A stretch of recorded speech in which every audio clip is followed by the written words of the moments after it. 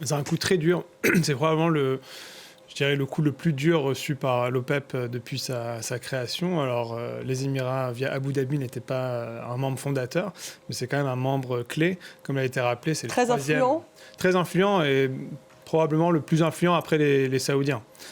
C'est quand même une demi-surprise parce que depuis un certain nombre d'années, les Émiratis, les Émiriens font preuve et montrent en fait au grand jour leur désaccord avec les Saoudiens, notamment parce que eux, leur production, leur capacité de production aux Émirats, elle augmente fortement depuis une dizaine d'années. Ils ont beaucoup investi et leur capacité de production elle est passée de 3 millions de barils par jour à près de quasiment 5 millions.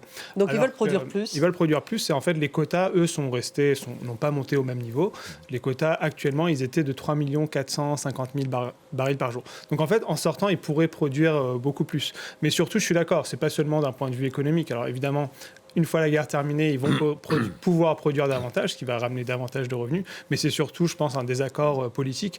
Et le fait est que l'OPEP, c'est vraiment, on pourrait dire, de manière très grossière, c'est quand même le bébé actuellement de l'Arabie Saoudite depuis les sanctions sur l'Iran, qui était l'autre membre très influent. Désormais, depuis un certain nombre d'années, depuis les sanctions sur l'Iran, depuis 15 ans, c'est vraiment l'Arabie Saoudite qui prend les grosses décisions.